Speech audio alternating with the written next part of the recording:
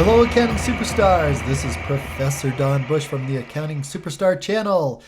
I've been a professor for about 30 years and a CPA for about that long, and I've got great ways to explain accounting, so welcome aboard. Today in Colorado, it was hot.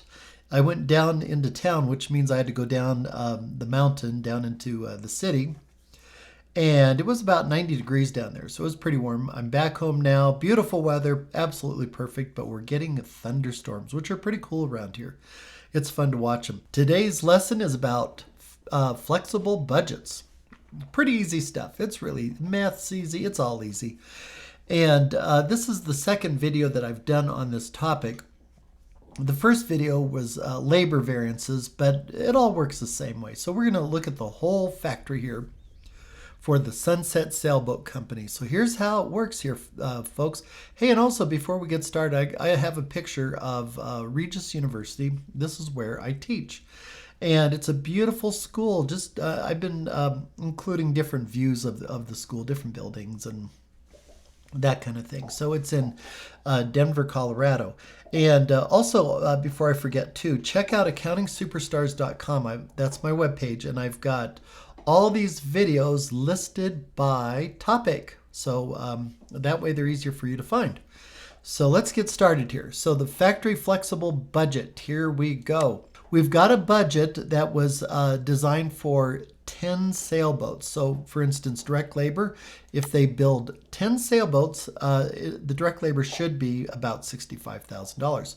The only problem is that they actually built 12 sailboats. And so the 10 sailboats and the 12 sailboats are totally non-comparable. Totally non-comparable. Don't even try to compare them. It won't work at all. I remember one business that had a budget, and I was on the board of directors of this company.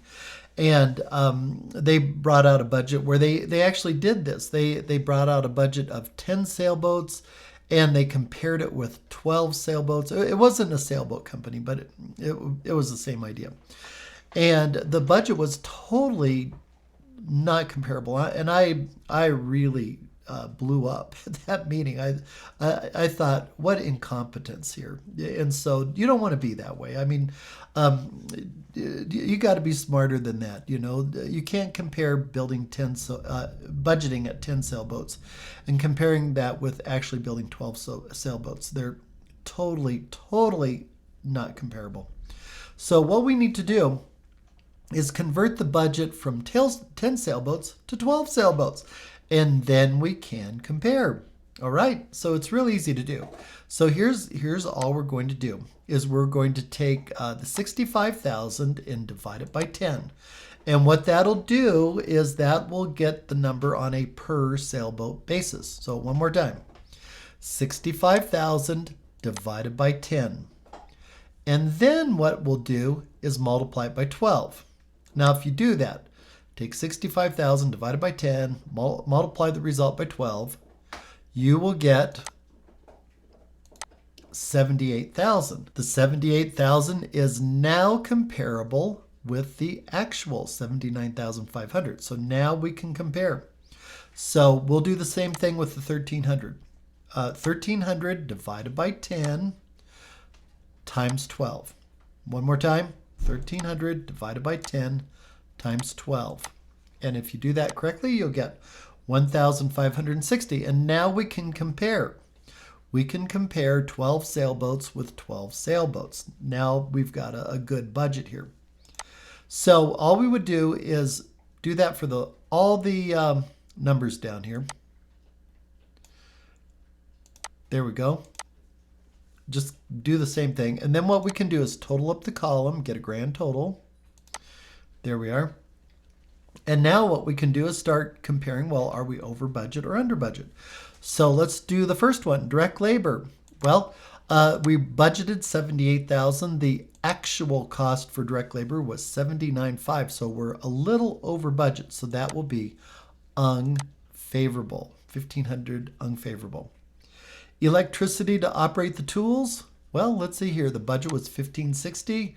They actually spent 1,600, so they're a little over budget again. And fiberglass, they budgeted $9,840 for fiberglass for 12 sailboats.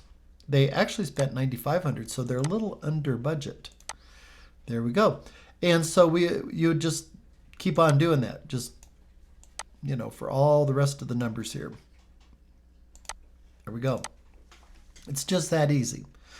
And then what we would do to finish out these variable costs is we would total up these columns here. And there we go, 6,940, 4,340. So the favorable variances add up to 6,940. And the unfavorable variances add up to 4,340. So all we would do is we would say, okay, which side's bigger? Well, the favorable side is bigger, so the answer is going to go here on the favorable side. All right, we're going to net them together. So 6940 minus 4340, you get a result of 2,600. That 2,600 is the net variable variance. Okay, so overall favorable by $2,600. Now, just because it was favorable, the manager really needs to look at this carefully and find out, okay, is this good or not? What's going on here? So like the teak wood, for instance, that teak wood's a pretty big number. Here, I'm going to highlight it so it stands out a bit. The teak wood's not in red, but there we are. So that teak wood's over budget by quite a bit. So the manager really ought to look into it. So it could be that the price of teak wood simply went up. If that's the case, then that's not very controllable by the workers at all. They can't control the price of teak. The price of teak goes up and down every day, just like the stock market goes up and down. A cost that I would be concerned about is manufacturing supplies. I would want to look into that. I know it says favorable, and you might automatically think, well, yahoo, it's favorable. What's the big deal? Well, the manufacturing supplies are things like glue, sandpaper, caulking, maybe it's grease for the machineries.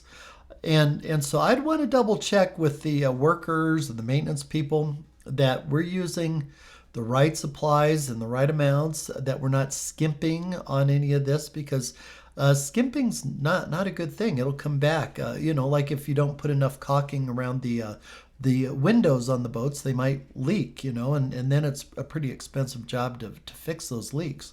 There's also a big variance on the masts. And the masts, of course, are the big aluminum poles that go straight up in the air, and they hold up the sails.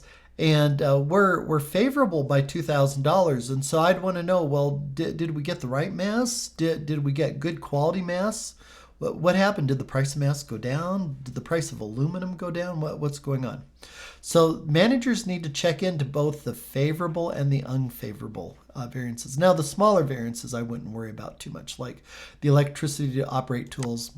It was different by $40, no big deal. So let's go down to the fixed costs, and I'm going to split the screen. So here are the fixed costs. Now, fixed costs are supposed to be fixed. They're not supposed to change. So the budget for 10 sailboats should be the same as the budget for 12 sailboats. That is, if these costs are fixed, if they're truly fixed. There we go. So all we have to do is copy the budget from 10 sailboats to 12 sailboats. So you got to watch out for this.